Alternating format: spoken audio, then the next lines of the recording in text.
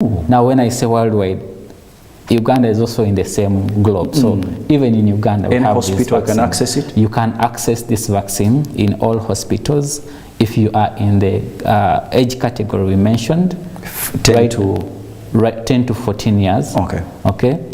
Right now, the country has that program. The HPV vaccination has been incorporated into the routine EPI activities at all facilities, government and private. Okay.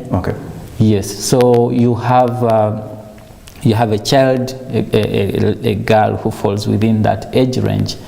She can be able to benefit from this parents program. are out there hearing. Now, recently we had an expiration of COVID-19 drugs mounting to 28 billions, and that's really a lot of waste, and it's really hurting to such a struggling country. How much do we pay to have administered to this human papillomavirus vaccine? So the vaccine is totally free, because like I said, it's part of the routine EPI activities. EPI is the expanded program for immunization. That's run by the country, MOH. Okay, and so that vaccine is given as one of the vaccines given in that routine activity. So it's a free vaccine. As long as you go to the facility where this vaccine is available at that time, it will be given to you. The challenge we've had, there's been good uptake of this vaccine, mainly for school-going children, because sometimes it's difficult to reach out to the people who are not school-going. But for the school-going children, there's been good uptake of this vaccine. The only challenge we've had is completion, because when you get dose 1, then you should be able to get the booster dose at 6 months. But some girls get lost to follow-up, and so they don't complete the schedule for immunization, and that's a challenge. But how ineffective is that? How does that affect people if you don't complete the dose, if you don't mind to explain? Of course, the idea is when you receive 1 dose, you have the benefit of having protection. But it is important for you to receive a booster dose to be able to get the lifelong protection, where we are sure that she's now safe. With 1 dose, you are fairly safe, but with the 2 doses, we are sure that you have lifelong protection. Doctor, we've talked about the causes, and you mentioned the sexual network is one of the leading, and yet it's one of the most rampant, especially in young adults. We talk about teenagers, actually, because we've seen also the rate at which teenage pregnancies are escalating in our nation, and that calls for a lot of awareness on the human papillomavirus, which causes cervical cancer. Now, what could be the symptoms if they are there? So, thank you so much. Unfortunately, in the first stages of this virus, the infection of with this virus, the first stages, you won't have any signs. You won't see any symptoms. By the time the symptoms show up, it may be too late. Either you have a precancerous lesion, or you have already cancer setting in. So that's why it is important for every woman, and we say for everyone who has a cervix, and of course every woman has a cervix. For every woman, it is important that according to our guidelines, 25 years and you're sexually active, it is recommended that you go and you be screened.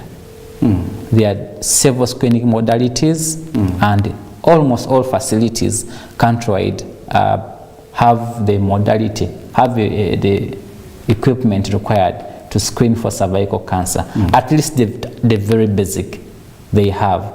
If there is a need for you to be advanced to more higher level screening, then lower levels of care can be able to refer you to other facilities where we think that you can be able to get other modalities for testing. But all facilities, lower level facilities, have the modalities to be able to do at least the very basic screening test for cervical cancer. So we encourage women that they shouldn't wait for these symptoms, because by the time the symptoms come, it is late. So if you're 25 years and above, please go and be screened. And then when you're screened, the health workers will tell you when to come back for the next screening, depending on what they have found. Abakatwegetako tuli Dr. Nesem Moses okuva ku Emengo Hospital nga twogera ku kansa w'omumwa gwa nnabaana. Kansa ekitongole ky'ensi yonna eky'ebyobulamu World Health Organization kigamba nti kansa w'omumwa gwa nnabaana ye kansa owokuna mu bakyala okubeera ow'ettabu oba mu kutta abakyala. Kigambibwa nti omwaka gwa 2020 abantu abafuna obulwadde buno abakizuula nti balina kansa omumwa gwa nnabaana baali obukadde 6. Era kitegeeza nti mu mwaka ogwo abantu 3,000 baafa obulwadde obwo. Kitegeeza wa ttabu nnyo era wa bulabe nnyo. Era omwezi guno ogusooka guno January gwayobwayo okumanyisa abantu ku kansa wa nnabaana n'engeri gye bayinza okumutangiramu n'engeri gye basobola okumwewalamu. Naye dokita atugambye nti kikulu nnyo okugenda okwekebeza kansa omumwa gwa nnabaana, wabula olw'okulwanyisa obulwadde buno baafuna vaccine oba eddagala erigema erisobola okukutangira kansa ono ow'omumwa gwa nnabaana ng'okutandikira ku myaka 10 okwambuka ggulu basobola okugema ku myaka 15. Dokita wekiri? Yes, osobola okugenda ne bakugema bakuba doozi 2. Esooka bw'omala ogifuna wayita emyezi 6 n'ofuna ey'okubiri. Kansa oyo tajja kukwata. Wabula buli w'otegemesa emikisa gy'okulwala kansa ono gyeyongera. Kati kigenda eri abazadde abalina abaana, kigenda eri abawala abali eyo, abatiini, abavubuka, mugende mu malwaliro babakebere. Dokita atugambye nti buli ddwaliro w'ogenda osobola okwekebeza oba ne bakebera ku kansa ono oba omuyina oba tomuyina. Naye awona naye ng'akwatibwako nga yakatandika nga tannakula. Naye kasita akula tuba tugenda tutandika kutegeka kubika bubisi. So ekintu ekikulu nnyo tulina Dr. Nesem. Dokita, tubadde tuli ku bubonero n'otugamba nti obubonero buno si kyangu okubulaba mu ntandikwa naye ng'asajjuse ate awo w'obulabira we wali obuzibu ku kansa bwe kiri? Kituufu. So virus eno weba ekola omulimu gwayo ogw'okukola damage ku mumwa gwa nnabaana terina mu stages esooka terina obubonero bwegenda kulaga. Tolina kyogenda kulabirako ogambe nti okusinziira ku kano kendabye kirabika ka virus katandise okulya omumwa gwa nnabaana kireka nnamu ka virus akanja. Tolina kyojja kulaba. Ogenda okutandika okufuna obubonero nga oluusi embeera esajjuse. Naye ndowooza n'obubonero buno abantu beetaaga babumanye kubanga bw'oba obulabye wadde nga tugamba nti embeera eba esajjuse naye olina okugenda mu ddwaliro ne bakukebera ne tumanya stage yo w'otuuse weetaaga ki.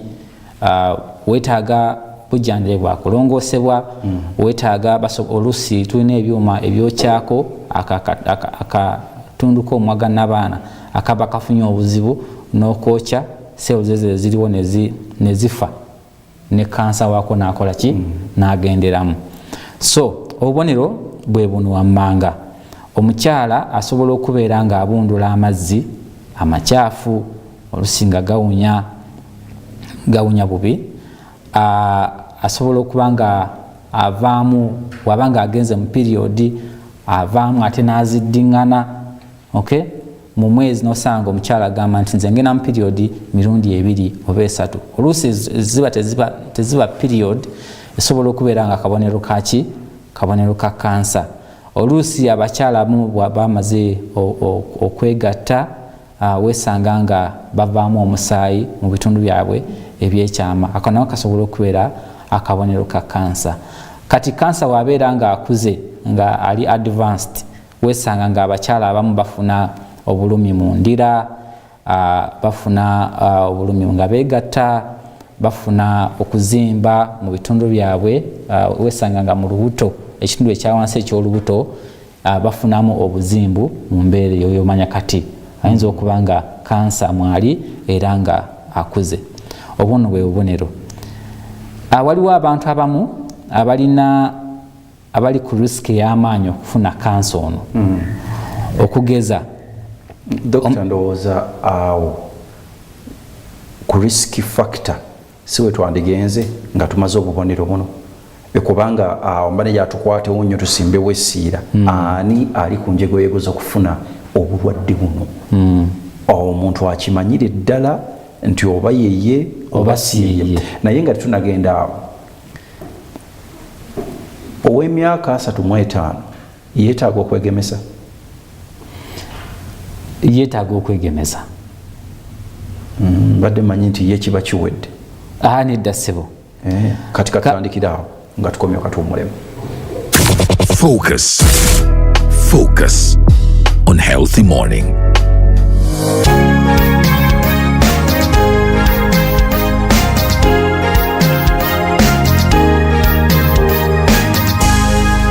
Bethany TV for health. It's the back to school moment. As Bethany TV, we know the hustle you're going through to get the children back to school. Starting 15th January 2024, win a Shule pack on Bethany TV with Bethany Mwalimu. It's super easy and exciting. Look out for Bethany Mwalimu anytime on Bethany TV. Be the first caller. Tell us your name, school and class. He will then ask you a science and health related question. If you answer correctly, you win yourself a Shule pack full of scholastic materials, including a ream of paper, books, sanitary pads if you are a girl, pens, mathematical sets, powder milk, some grab, juice, laundry and bathing soap, toilet paper and so much more. Just keep watching Bethany TV and watch out for Bethany Mwalimu to win a Shule pack. Bethany TV for health. Showing on Bethany TV. Have you gone through a dire health situation where people imagine you could never come back from? Or do you know of any person who overcame a life-draining situation? Inspirational stories, motivational journeys, predicament after predicament. Winnie Babazi dives deep into their roller coaster experiences, but most importantly, how they overcame. Don't miss Be Hopeful, featuring medical experts' advisory on every experience shared. Your story can inspire, encourage, and give hope. Mondays and Tuesdays, 9 a.m. Bethany TV for health.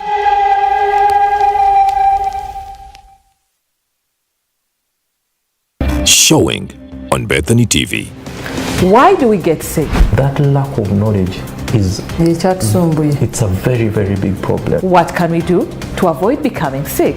From hospital and you're fine, you don't disappear. Come back after 6 days. We do an assessment. How is your blood pressure? How are you doing? How are you coping up with motherhood? Here's an opportunity to learn about some of the common illnesses and how to avoid them. Tuobera mungi, don't overuse your knee joint. Buli muntu yenna aina obulwadde obwo obwa diabetes, obwa pressure, yetaaga eye check up. Get all your health questions answered by a health expert. Only on the new series of Health and Wellness. Every Saturday, 8 p.m. live on Bethany TV with your host, Dorothy Aine Babazi.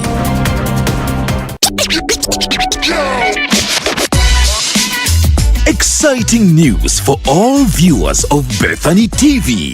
Bethany TV, the premier health TV channel in Uganda and Africa, and also your favorite TV station, is now on Star Times. You can now watch Bethany TV day and night, weekdays and weekends on Star Times, channel 271. Catch your favorite programs on health, wellness, entertainment, and so much more. Bethany TV is also available on free-to-air, GoTV, Yo TV, Airtel TV, and Afro mobile apps. Not forgetting online via our website www.bethanytv.ug and social media platforms at Bethany TV UG. Bethany TV for health.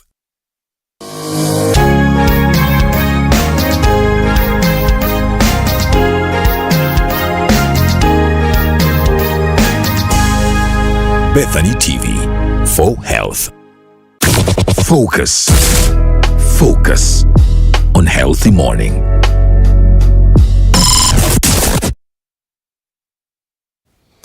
Webali kutegeetako erinnya lyange nze Kintu Muteesasira Senior ndine Dr. Nassim Moses okuva Mengo nga twogera ku okutegeera n'okunnyonnyoka kansa w'omumwa gwa nnabaana. Kansa w'omumwa gwa nnabaana nga bwe tugambye nti afunze ekyonga olw'ensonga nti ekitongole ky'ebyobulamu eky'ensi yonna kigamba nti obukadde 6 bwe bw'abantu abaafuna obulwadde buno mu 2020. Ekyo nno kitiisa era abantu abaafa bali 3,000. Kitegeeza nti ekitongole kigamba nti abantu abafuna kansa w'omumwa gwa nnabaana beeyongedde ddala mu bakyala. Kino nno kye kyaleetera abakulu mu byobulamu okuyiiya ka vaccine akadagala ke bakuba doozi 2 esooka n'obuukawo ebyezi 6 ne bakuba endala okutangira kasita omwana abanga bezizza emyaka 10 nga wa buwala n'emyaka 15. Kiyamba nnyo okuziiza. Obula bwe tutakola ekyo kitegeeza nti obulamu bugenda kuba mu katyabaga. Kakati bwe twagendedde mu break twali twogera ne dokita nti katyabaga ki akabaawo singa omuntu aba yeesanze ng'afunye kansa ono ow'omumwa gwa nnabaana. Webale nnyo Mr. Kintu, akatyabaga akabaawo kenyinza okusookerako ddala kufa. Lwakuba ti ekyo kibeerawo kyekisemberayo ddala, naye omuntu alina okukimanya nti bw'aba nkutte ne sijjanjaba mu budde obanga nkizudde leeti nsobola okufa. Okay? Naye tutandikire ku bino ebisookerwako. Omukyala bw'aba ng'afunye kansa, mu nzijanjaba ya kansa ono oluusi tuyinza okwetaaga okulongoosa either okugyamu nabaana oba okugyamu omumwa gwa nnabaana. Okay? So oba oggyemu nabaana kitegeeza omukyala bw'aba ng'abadde tazaalangako kitegeeza tagenda kusobola kuzaala mu nkola eya bulijjo. Oba ayinza okuzaala mu nkola eya saayansi ey'omulembe guno, naye ayinza obutasobola kuzaala mu nkola eyaki mu nkola eya bulijjo. So okugyamu nabaana okujjako omumwa gwa nnabaana mu nnongoosa kiba kitegeeza omukyala tagenda kusobola kuzaala. Omukyala mu nzijanjaba endala gye tukozesa radiation ne chemotherapy kitegeeza nti era omukyala ono emikisa gye egy'okuzaala gikendeera. Radiation ne chemotherapy bye biki dokita? Radiation kye bayita okukalirira. Oba awuliddeko nti yagenze mulago bamukalirira. Balina abajjanjaba kansa balina beams ze bayisa mu awali kansa okulaba nga bakalirira ekifo ekyo cancer cells zife. So kiba kitegeeza omukyalo tagenda kukola ki, tagenda kusobola kuzaala. Ekirala nti sente obujjanjabi bwa buseere. So kisingako ne weekebeza oba ekisooka ne weegemesa bw'obanga osobola. Kati abalina abaana abato bannange mubageme, mubatangire embeera y'okubeera nga basaasaanya ensimbi nnyingi mu maaso singa baba nga bafunye kansa. Ekyokubiri nti ekimu ku kireeta obwavu kugenda nnyo mu malwaliro. Ate nga toyinza kugeewala bw'obanga olina obulwadde. Anti endwadde kyokka ng'ate endwadde osobola ozeewala. Kati endwadde gye zikoma okuba ennyingi ogenda kufulumya ssente empitirivu. Ogenda kufulumya ssente empitirivu, ogenda kubeera nga tokola. Obufumbo bugenda kubanga ojja kubeera buli kiseera nga ofuuse wandwadde, ofunye ekikulukuto, ebintu ng'ebyo, oli wiiki. Onafuye tosobola kutambuza mirimu mu mbeera eya bulijjo. So ebintu bingi bye tusobola okutunulako yadde nga tebi so close nga ku kansa nga bwali, naye ebikosa obulamu bw'omuntu ne tugamba nti quality of life is lowered. Your quality of life will be lowered. Kyobola kikulu nnyo. Keno mu Africa tulina ekigambo kye tukozesa nze kyesikiriziganya nakyo ne tugamba nti zibadde entuuko ze. ekyo kyannema okukkiriziganya nze yasiri kikkiriza kubanga mu Afrika abantu bafa mangu ate Bulaaya tebafa mangu kati Katonda abasosodde mu bantu nti Abafirika bo bafe mangu Dr. era n'omukulembeze yakyebuuzaako ennaku ezo kakati tugamba omuntu alagajjalira obulamu n'atafayo kuwuliriza basawo bw'afa ne tugamba bambi zibadde ntuukoze naye ng'ate singa abulamu awo ataddeyo essiira singa yali yeekebeza emyaka 2 emabega oba singa yali yeegemesa emyaka 3 emabega kyandibadde kyanjawulo. Okay. Dokita, omukyalo emyaka 36 naye aba yeetaaga okwegemesa endwadde eno ya cervical cancer. Wakimbuziza ne ngamba nti yes aba asobola okwegemesa naye njagala tukitunuulire mu context yaffe ng'eggwanga. Ekisooka vaccine eno eri expensive. Okay?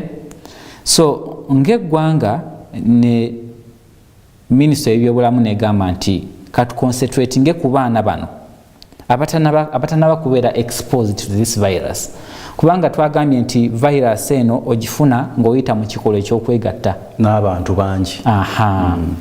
Oyinza n'okwegatta n'omu naye nga already agirina n'agikusiiga. Omusajja naye asobola okuba nayo obeera nayo ssebo lwakuba toyinza kumanya nti ogirina naye okola ki obeera nayo osobola okugisiiga omukyala bwatyo n'afunamu ekirwadde. So mbadde ngamba nti yadde nga bali ab'emyaka egigenderedde basobola okubeera nga bagemebwa naye ng'eggwanga tuconcentratinze nnyo ku baana bano abatanafuna virus eno ne tugamba nti bali abakulu abaagifuna edda attention tusinge kugiteeka ku screening tugambe nti waba wagifuna tukebere kuba tusobola okusomera tumanya nti ekola ki mweri bweba teriimu n'ogemebwa bweba mweri n'obeera nga oteekebwa ku follow up schedule okulaba nti webeeresewo damage ku mwaggwa n'abaana n'ofuna obujjanjabi ng'obudde bukyali ng'ekizimba teginaba kusamba ddagala. Okay. Essira mwalisa ku baana myaka 10 olw'ensonga nti omwana myaka 10 abatanatandika kwegatta. So chance y'okuba nti already alina virus eno ntono. Okay? So kati bw'oba omuwadde vaccine eno wanaatuukira okwegatta maybe to come in contact with the virus ejja kuba temukolako bulabe. Kakati omukyala myaka 25 gwoyogeddeko oyo okumuwa vaccine eno kyandibadde kyamakulu singa asooka n'akeberwa ne mukakasa nti virus takola ki tagirina. Bw'abanga agirina ekisingako kuba ekyamakulu kumuteeka ku screening schedule n'ogamba nti tugenda mukebera luvannyuma lwa myaka 3 tulabe omwaggwa n'abaana guli gutya. Tulabako cervical changes tuyinza okugamba nti zeefaananyizaako ne kansa oba nedda. Bwe ziba kweziri n'afuna obujjanjabi okusinziira ku level gy'aba aliko. Okay. Doctor, who is at risk? Ani ali ku njegoyego oba ku ndebwerewe y'okufuna obulwadde buno? Omukyala yenna alina omumwa n'abaana ali ku risk okufuna ki cervical cancer. Naye kaakati waliwo abateega oli mutuufu nga musisita ye yafumbirwa Kristo naye ate waliwo abamu nabo abakebeddwa ne basanga nga kola ki bamulina. So kitwagambye nti oluusi virus osobola okubeera nayo and n'engeri wagifunamu naye mwenyini oba nga tasobola kola ki kugitegera naye nga ogirina. Okay? So in such groups tubagamba nti kirungi beekebeka. Risk factors omuntu abanga alina HIV oba olina obulwadde bwa HIV gwate obulwadde bwa mukenenya gwate emikisa gye gy'okufuna obulwadde buno obwa kansa oba omwaggwa n'abaana chance eri waggulu nnyo. Omuntu owokubiri ye muntu nga olina otabagana n'abaagalwa bangi the sexual network kiba kitegeeza you're going to pick virus from here, virus from here, virus from there. Kati oba ozigasse oli ku risk ey'okufuna kansa omumwa gwa nabaana. Omuntu omulala, omuntu yenna eyazaalako, kubanga buli lwofuna olubuto waliwo changes ezijja ku mumwa gwa nabaana nti guzimba, every pregnancy gwine changes ezijjako. So emirundi gy'ogenda ng'ofuna olubuto obanga gumu, ebiri, esatu, ena, etaano, buli w'obeera olufunye changes zibeera ku mumwa gwa nabaana. Ate changes ezo kitegeeza cells zifa endala ne zijja nezoonooneka ne zeerepairinga. So okuyita mu process eyo you expose a wider area of the cervix to the human papilloma virus. Ereeta omutawaana guli ogwa kansa. So abakyala abazadde abaana abangi bali ku risk yaki ya kansa omumwa gwa nabaana. Kati abakyala abalala ninayo basatu mbuzaayo bana njagala 7 kakati nga ntiddemu. Nedda ssebo zaala abaana bo naye tugamba oba bazadde jangu tukebere tulabe ntofunye buzibu. Tetukugaana kuzaala baana.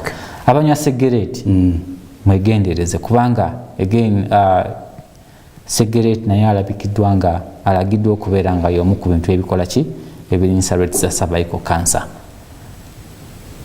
Those are the risk factors that we know. Producer sokumpa ku simu ine ekibuuzo kyonna kyayagala okubuuza dokita osobola kimubuuza kuba bukubi simu erinnya lyo gy'okubidde n'ekibuuzo. Dokita tukyagenda mu maaso okutegeera cervical cancer oba kansa w'omumwa gwa nabaana afunze enkyonga. Kakati dokita ogambye nti omuntu yandigenze alina okugenda mu ddwaliro bamukebere. Bwenva wano nga nyingira mu ddwaliro nga ngamba nze kunkebera kansa w'omumwa gwa nabaana. Kituufu, amalwaliro gonna okusinga kangambe nti amalwaliro ga gavumenti agasinga. N'amalwaliro aga private, either private for profit or private not for profit, agali established galina sections we bakolera ki cancer screening. So bw'oba oyingidde eddwaliro osobola okwebuuza kusinziira ku setup ya flow y'abalwadde mu ddwaliro nga bweri. Waliwo agalina reception ez'enjawulo, weebuuza n'ogamba nti nzize njagala kunkebera kansa w'omumwa gwa nabaana. Abali mu ddwaliro ne bakulagirira tujja kuyitira wano. Sijja kugamba nti bw'otuuka e Mulago weebuulize wano, bw'otuuka mu ddwaliro kubanga amalwaliro galina setups za njawulo. Naye gwoba otuuse ne weebuuza bajja kukulagirira era katesi kakolebwa eddakiika ntono nnyo. Mu ddakiika 5 oba omaze okukeberwa ne tutegeera oba omulina oba tomulina. Oba olina changes ku cervix eziraga nti oli mu bulabe oba nedda. Yesebo. Dr. Olwo wano Jennifer okuva Seguku buuziza ekibuuzo nti nfuna vaginal bleeding after menopause. Kyandibanga kiyinza okubanga nina kansa ono oba akabonero akalaga nti nina kansa? Kyekimu ku kintu kye twaleseeyo. Twayogedde ku muntu addingana mu nsonga naye n'omuntu obanga walekera ogenda mu nsonga ate n'otandika okulaba omusaayi nga gujja obwo bulabe. Kitegeeza weetaaga okujja mu ddwaliro okeberwe. Oyinza okuba nga olina kansa ow'omumwa gwa nabaana oba oyinza okuba nga olina kansa owa nabaana yo nga nabaana. Tulina ebintu bibiri, cervical cancer ne uterine cancer. Bw'obanga ovaamu omusaayi ogwo oba weetaaga okujja mu ddwaliro ne tukukebera obuzibu buli ku kansa oba obuzibu buli ku nabaana yo nga nabaana. Buli ku mumwa gwa nabaana oba ku nabaana yo nga nabaana. Waswa kuva Makindi agambye nti mukyala wange afuna pelvic pain, all pain during sex. Kyandiba nti naye ayinza okuba nga alina obuzibu bwonna. Kati ebintu bingi ebisobola okuviirako pain eyo during sexual intercourse. Emirundi egisinga ebeera infection ze tuyita pelvic infections. Okay? Oluusi abantu baba n'ekirwadde kye batera okwogerako kye bayita endometriosis. Simanyi engeri ya kukivunula mu Luganda. Bakiyita endometriosis. Ng'abakyala bafuna obulumi ekiyitiridde nga bali mu kikolo eky'okwegatta. So kiba kirungi era ne babeera nga bajja mu ddwaliro ne bakeberwa ne tumanya sinza kugamba nti alina kansa oba alina infection okujjako ng'amaze okukola ki ng'amaze okukeberwa. Okay. Okay. Onabuziza how does my body feel if I have cervical cancer? Janet. Yes. So your body in the first stages of this disease, you won't feel anything. But as it advances, you will have the discharge we talked about. Yes. You will have a foul-smelling discharge from your private part. Okay. You will have bleeding either on washing your private part, on douching, or on sexual intercourse. Okay. Sometimes you'll have pelvic pain, like the last question they have asked. Okay. It could also be a sign, but usually that one comes in advanced stages. In the early stages, you may not have any symptoms. Okay. Wow. Doctor, twagedde ku myths and misconceptions concerning cervical cancer. Myths and misconceptions. Ezimu ku zo ze ziriwa abantu abafuna obulwadde buno abamu balowooza ddogo biki ebyo. Waliyo myths ne misconceptions ku bulwadde buno okusinziira ku bantu bemujjanjabye? Yeah, what I have to tell the people about the myths and misconceptions is that many people who get cervical cancer, and you see cervical cancer, all sorts of cancers, they will make you lose weight. Okay? Sometimes you get anemic. Okay? You have a low blood level. That's anemia. Yes, you get weak.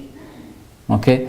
So some of them, they get swellings in the lower part of the abdomen, and they associate these things to witchcraft, sorcery. There is a common word people call ekigalanga. Others, when they lose weight, they are anemic. They think there is a force that is sucking something out of them. Ebibanuuna, empewo ezibanuuna. So, and some believe that when the diagnosis is made in the hospital, the healing is better with herbal medications. And that one has also been a challenge to us. They come and the diagnosis has been made, they have been screened, you have been found to have a low-grade cancer, and then you go back to the village because you know that that's where you can be able to get the herbalist who can give you treatment. By the time you come back, the cancer has advanced. So the myth and misconception in this line are to do with the people thinking that people who have these symptoms have been bewitched. It is not witchcraft. No one has bewitched you. Since you have chosen to come to the hospital, give us the chance to take you through the whole cascade of care. You may come to me and I'm not able to treat you to the end, but I'll be able to refer you to the best person to handle your condition. But don't go back to the herbalist because it will cause delays in our treatment plan. Doctor, ng'abantu waliwo abagamba nti akadomola wonywa liita 5 y'ekitiko. Toddamu kulaba ku navaana kansa w'omumwa gwa navaana. Tubiwulira naffe naye ebyembi nti abantu abagenda ngaze already nemukizuula nti alina kansa ne mumubuulira treatment plan n'agivaako n'agenda okunywa akadomola ak'engeri yonna oba okukozesa eddagala eritali conventional mu ddwaliro eri engeri yonna emirundi egisinga bakomawo in a worse state, bakomawo ng'obulwadde bukulidde ddala nga levo gye butuuseeko tewali buyambi bwakyasobola kukola ki, bwakyasobola kufuna mu malwaliro, okuggyako okubateeka ku schedule eya kye tuyita palliative care. So kiba kirungi nnyo bw'obanga ozze mu ddwaliro ne bakizuula nti olina ekizibu bwe kiti, n'okukkiriza abasawo ne bakuwa obujjanjabi to the end. Dr. kiki wandigambye abantu abatera okukozesa ebintu ebyo munne n'amuzigira enjogera ennaku zino, gundi yanywa kadomola bwe kati, gundi yanywa kitiko, ojja kunywa galiki, kakati funa omunyango oteekemu omukuzanyana, teekamu galiki, funayo n'olwala lw'empologoma enkadde olusekule, kakati lugambe ebintu biri kituufu. Saagala kulemesa bannaffe abakola omulimu mu layini eyo, kubanga nayo waliyo abatuufu, nga waliwo endwadde ze bajjanjaba kaŋŋamye nti ne ziweweerako, abalwadde ne basuuka. Kati obuzibu ki? Dosage? Si dosage.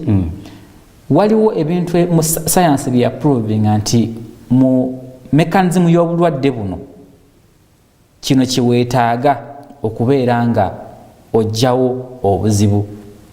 Okugeza singa oba ozze nga omumwa gwa nabaana twetaaga kwokya cells ezo, we zituuse nga twetaaga kuzookyako, n'ogenda ku kadomola tekalina ngeri gye kagenda kwokyamu cells zino.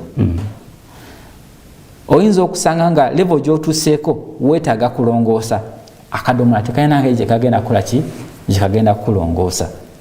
So waliwo bannaffe abo obulwadde bwe basobola okujjanjaba, naye ate ne wabaawo ne batasobola kweyimbamu nga bo buzito bususse, nga weesanga nti wabanga olina malaria, ezimu eddagala lyetukozesa okujjanjaba malaria liva mu birime, nti oli asobola okukamula okusekula ebitundu emiti egy'enjawulo n'agigattagatta n'awonya malaria, ewe tetumwinaako buzibu. Naye bw'ogamba nti ogenda kugattagatta ebintu bino ojjanjabe kansa gw'otamanyi na ngeri gyasibukamu na mekanizimu ye, ojja kuba otuleetedde obuzibu. So abalwadde baffe tubakubiriza, okusooka abantu baffe tubakubiriza bajje beekebeze. Baba beekebezeddwa, baba bakebeddwa ne bazuulibwa nga balina obulwadde obwa kansa ku level yonna gye buba buliko, kiba kirungi obujjanjabi ne babufunira mu malwaliro agali gazetted. Essebo. Dokita, oba oyina ekibuuzo ojja kibuuza, oba tokiina kale tuli mu kumanyisa omwezi guno gwateekebwayo ekitongole ky'ensi ky'ebyobulamu eky'ensi yonna okumanyisa abantu ku kabaate akali mu bulwadde buno obwa kansa w'omumwa gwa nabaana, bulwadde bwa bulabe.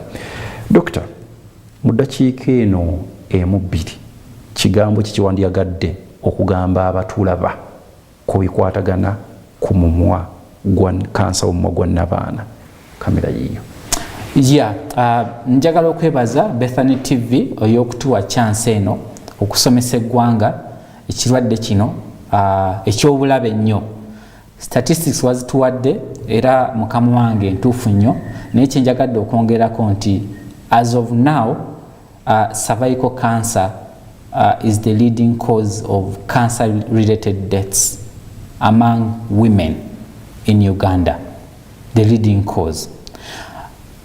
Ate nga kino kisobola okwewalika singa tuba tukoze ebintu bino wammanga, singa abaana baffe ab'obuwala tubatwala ne bagemebwa, singa ffe nga bamaama emyaka 25 n'okugenda waggulu tugenda ku malwaliro ne tukeberwa, ate singa bwe tuba tumaze okukeberwa twewaayo ne tufuna obujjanjabi okusinziira ku stage gye tuba tuli, tujja kubanga twewala statistics enene eyogamba nti cervical cancer is the leading cause of cancer related deaths among women. Cervical cancer is very preventable and is treatable if it is discovered in the early stages of its course. Okay, Dr. Nesem Moses, musawo mukugu era omwezi guno gwateekebwawo kitongole ky'ebyobulamu eby'ensi yonna kumanyisa abantu ku ndwadde eno ey'omumwa n'abaana. Tetusobola kusukka waawo Dokita, nkwebaza olw'okujja sebeera webala okukola emirimu katusuubire tugenda kuddamu ate tweyongere omwezi guno gusasigaddeko wiiki nga 2. Nange nsiimye nnyo okumpa chance okusomesa eggwanga. Kale Dr. Nesem Moses okuva e Mengo erinnya lyange nze Kintu Mutesaasira Sina mwebale kutulaba Katonda bakuume mweraba. Focus on healthy morning.